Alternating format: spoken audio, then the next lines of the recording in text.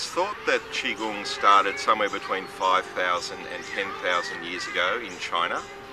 It was very much a case of being Kung Fu and martial arts.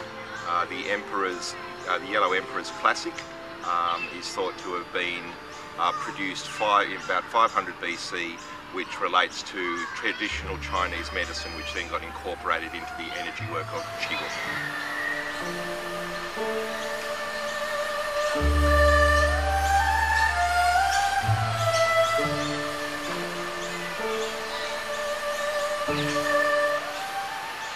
Well, the martial arts were an integral part of Qigong because the requirement with the warring states in China over many centuries was for everyone to be a warrior, and the martial arts started as the primary focus when the whole concept of life force energy, or Qi, was discovered. They grabbed onto that enthusiastically and developed integrated health and healing systems.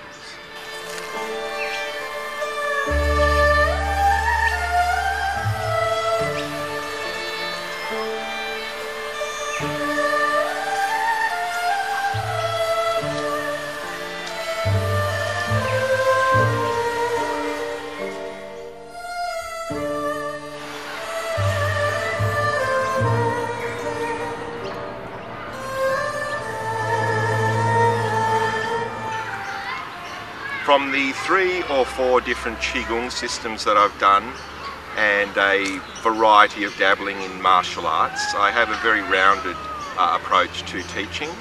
Therefore, I'll always start with extremely simple movements and sets of exercises for people. I always say to a new student that if you do enjoy the Qigong style of exercise, then you should be able to go home and take home and practice a 20-minute routine that I teach as a warm-up every day in my classes.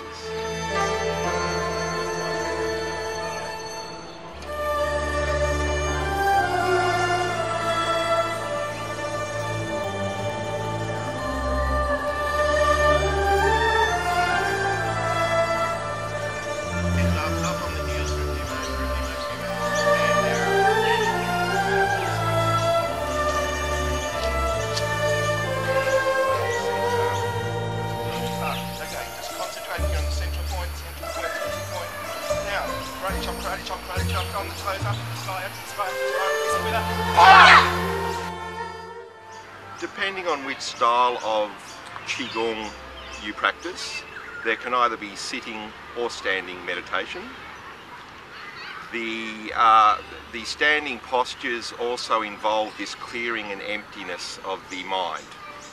Above Qigong, energy work is the translation, is Yigong, which is mind work. So once we have the energy, where the energy is flowing, our channels, our meridians are clear, we then have the power to utilise the mind to use that purposefully.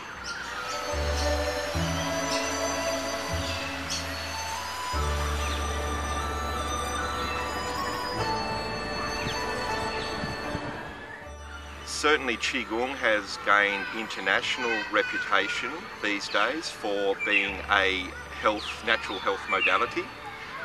There are even medical Qigong hospitals in China that claim to resolve close to 95% of all known medical conditions. There is a range of exercises specifically oriented to the traditional Chinese medicine concepts, such as the 5 elements that are part of regular practice in the way that I teach.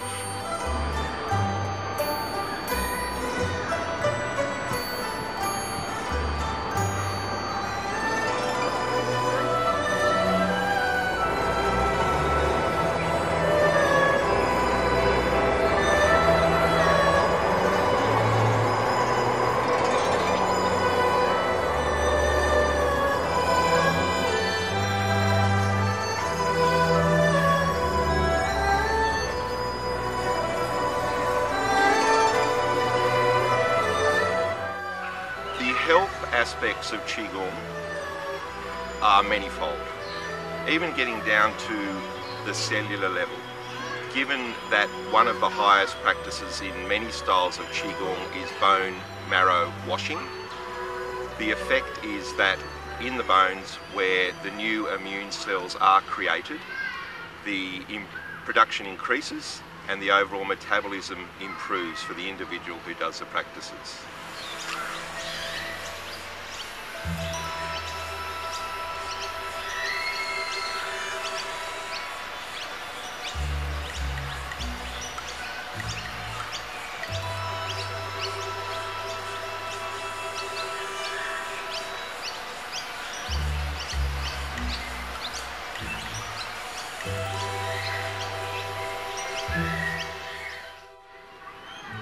The impact of Qigong upon people suffering mental disorders or high levels of anxiety, again, is proven.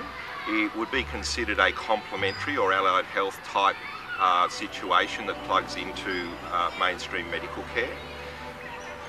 The thing is that with the exercise, with the blood flow, with the whole activity combined with the breathing and the awareness, will always lift one's mood and therefore is beneficial for any mental imbalances or issues. The three centres is a concept that I have come across in a number of my studies, and in particular with a number of masters that I have studied with. It represents the Chinese view of humans on this planet and their place in it, in that humans are the conduit between heaven and earth.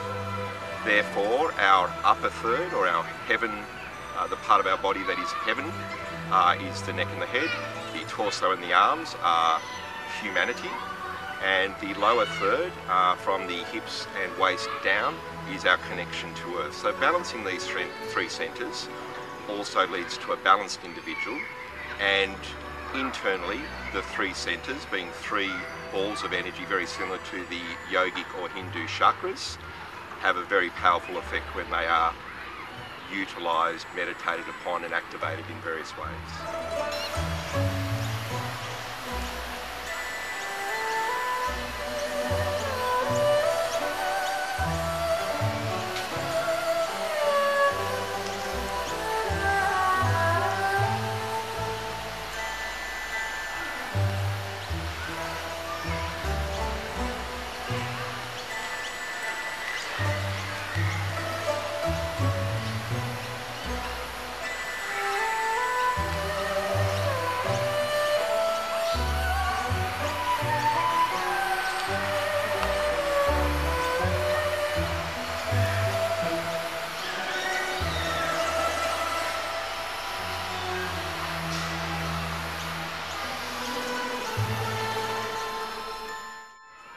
Qigong is particularly renowned for increasing the vibration of energy in long-term practitioners. Masters are often renowned for being able to not even have to talk, move or speak to teach others and share their high level of energy with them, with other people. I personally have had two teachers, two masters in this life, one of whom has followed a path of thunder magic, which is mastering the 5 elements of nature, and is actually able to affect other people's energetic body and thereby control their bodies, moving them around or knocking them down or what have you. Another master, a Chinese fellow that is now based in the States, actually transmits electricity through his fingers for healing purposes.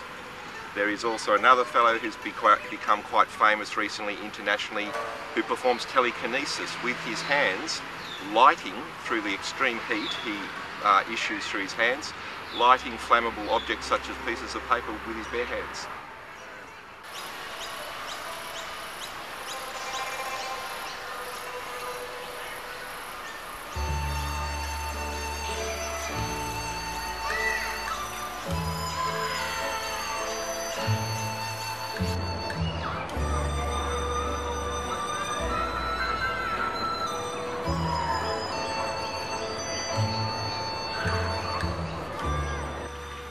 Qigong is fantastic for pretty well everyone.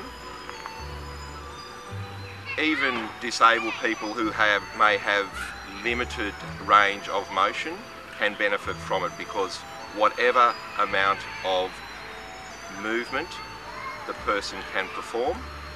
The Qigong can provide a very simple, progressive system for, again, this energising work, breathing awareness and gentle movement.